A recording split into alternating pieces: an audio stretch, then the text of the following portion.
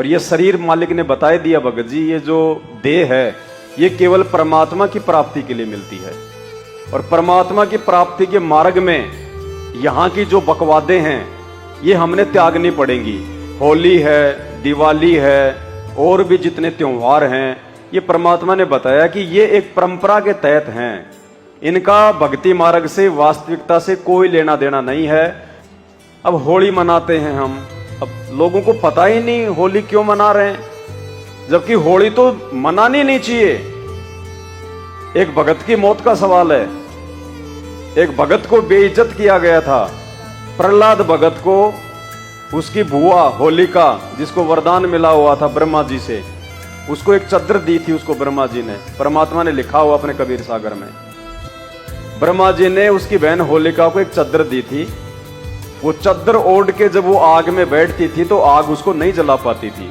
अब संसार को तो ये भी नहीं पता, संसार तो ये कहता कि होलिका को वरदान था, होलिका को वरदान था, वो आग में नहीं जलती थी। नहीं, होलिका को ब्रह्मा जी ने एक वो चद्दर दी थी, एक वो कपड़ा दिया था। उस कपड़े को ओढ़ के जब वो आग में बैठती थी तो उसको आग नहीं जला पाती थी। जैसे आजकल ये फायर ब्रिगेड वाले आते हैं, जब कहीं आग लगती है तो विशेष प्रकार का सूट पहन के जाते हैं, ये उसमें जल्दी से आग नहीं पकड़ती। तो ब्रह्मा जी ने ऐसे उसको एक चद्दर दिया था। अब वो होलिका अपने भाई के कहने पे, हिरण्याकश्यप के कहने पे, और भगत प्रहलाद को गोद में लेके बैठ गई। खुद तो उसने चद्दर ओढ़ ली और प्रहलाद से कहा कि बेटा देख, मैं भी तो बैठी हूं आग में, मैं भी नहीं जलूंगी, तू भी बैठ जा। उसने ओढ़ के चद्दर और प्रहलाद को अपनी गोद में बैठा लिया और उनके सैनिकों ने आग लगा दी। अब वो तो मालिक का बच्चा था, नहीं आम बच्चा होता तो वो तो मर जाता वो जल के। लेकिन परमात्मा ने ऐसी दया करी। देखो यहाँ पे हमारे लिए एक शिक्षा भी है। होलिका को ब्रह्मा जी ने वरदान दिया था, वो चद्दर दी थी, लेकिन वो भलाई के लिए दी थी। भाई किसी के घर में आग लग जाए तो जाके तू चद्दर ओढ़ के तू उन लोगों को बचा के ले आ, तू जो है अपना बचाव कर लेना। लेकिन वरदान का, आशीर्वाद का यदि हम दुरुपयोग करेंगे तो फिर उसकी सजा भी मिलती है। तो उसने अपने भाई के कहने पे उस चद्दर का, वरदान का उसने दुरुपयोग किया। प्रहलाद को गोद में लेके बैठ गई, सैनिकों ने आग लगा दी, लेकिन वो मालिक का बच्चा था। परमात्मा ने ऐसी दया करी, ऐसी भयंकर आंधी चलाई, वो चद्दर होलिका से हटके प्रहलाद के चारों तरफ लिपट गई और होलिका आग में जल गई।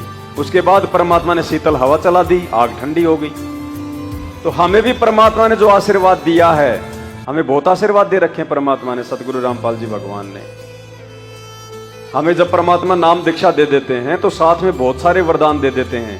कौन कौन से वरदान? जो हम असुर निकंदन रमणी में रोज पढ़ते हैं। सतगुरु शरण शरण आई, शरण गए कछु भय नहीं व्यापे, काल जाल भय मिट जाही, रोग शोक छल छिद्र न व्यापे, सन्मुख ना ठहराई, झैर अग्नि तन निकट नहीं आवे, दूरी जात रंगाई, वीर बेताल बाण नहीं लागे, यम के कोट ढहाई, 98 पुण्य मूठ ना लागे, उल्ट ताही दरखाई, बैर करे सोए दुख पावे, सुरती शब्द और कहे कबीर जम दम पेल्या सतगुरु। तो हमें परमात्मा ने इतने सारे वरदान दे रखे हैं कि जब तुम मेरे से नाम दीक्षा ले लेते हो और यदि तुम मर्यादा में रह के, मेरे वचन में रह के भक्ति करोगे, तो ना तो तुम्हारा जहर कुछ बिगाड़ सकता, ना ये आग तुम्हारा कुछ बिगाड़ सकती, ना पानी तुम्हारा कुछ बिगाड़ सकता। 98 प्रकार के जादू जंत्र मंत्र इस दुनिया में हैं जो एक दूसरे को जो है दुखी करते हैं। 98 प्रकार के जंत्र मंत्र भी तुम्हारे ऊपर काम नहीं करेंगे। अब इतने सारे वरदान दे रखे परमात्मा ने, हमें कोई रोग नहीं हो सकता। कोई भी हमारे साथ में धोखा करेगा, वो छल छिद्र करेगा, हमारे ऊपर अब जो है वो बेअसर हो जाएगा। हमें इतने आशीर्वाद दे रखे गुरु जी ने, इतने वरदान दे रखे नाम लेते ही। और यदि हम उनके नियमों को तोड़ेंगे, फिर हम उनके वचन को तोड़ेंगे, तो सारे वरदान ऑटोमेटिक फेल हो जाते हैं।